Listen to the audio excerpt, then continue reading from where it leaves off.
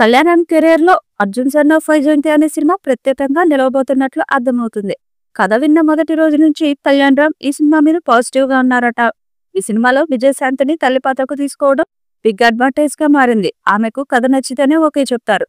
అలాంటి senior legend ఓ mother character కు okay చెప్పింది అంటే ఈ కథలోని కంటెంట్ గురించి ప్రత్యేకంగా చెప్పాల్సిన అవసరం ఉంది.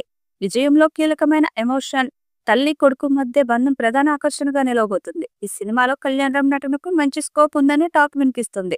అర్జున్ పాత్రలో కళ్యాణ్ రామ్ ఒక బాధ్యత గల కుమారుడిగా కనిపించనున్నాడు. కుటుంబాన్ని కాపాడకపోవడంలో ఆయన దూకుడు, సెంటిమెంట్ రెండూ కలిసి కలబోతగా నడవబోతున్నాయి. ముఖ్యంగా ఎమోషనల్ సీన్స్ తో పాటు హై వోల్టేజ్ యాక్షన్ సీక్వెన్స్ లు ఆయన స్టైల్ కు తగ్గట్టుగానే ఉండనున్నాయి. ఇదంతా చూడడానికి స్క్రీన్ మీద క్లాస్ అండ్ మాస్ కలయిక అనే ఫీల్ ఇవ్వబోతుందన్న అభిప్రాయం ట్రేడ్ సర్కిల్స్ లో వ్యక్తమవుతుంది. ఇప్పటికే ప్రమోషన్లలో కళ్యాణ్ రామ్ యాక్టివ్ గా పాల్గొంటున్న తీరు ఫ్యాన్స్ ని ఆకట్టుకుంటుంది.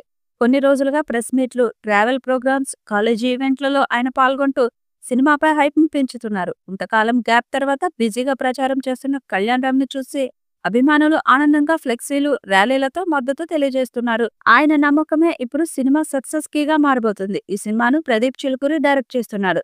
అశోక్ వర్ధన్ ముప్పా, సునీల్ బల్సు నిర్మాణ బాధ్యతలు చేపట్టారు.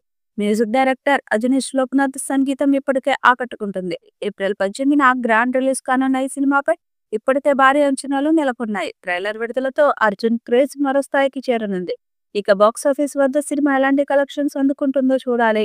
ఇప్పటికే అర్జున్ సన్ ఆఫ్ వైజయంతి చిత్రం నుంచి విడుదలైన posters, teaser, songs tremendous response ను దక్కించుకున్నాయి. ఇదిలా ఉంటే తాజాగా మూవీ మేకర్స్ ఈ సినిమా నుంచి అప్డేట్ రాబోతున్నట్లు అధికారిక ప్రకటన విడుదల చేశారు.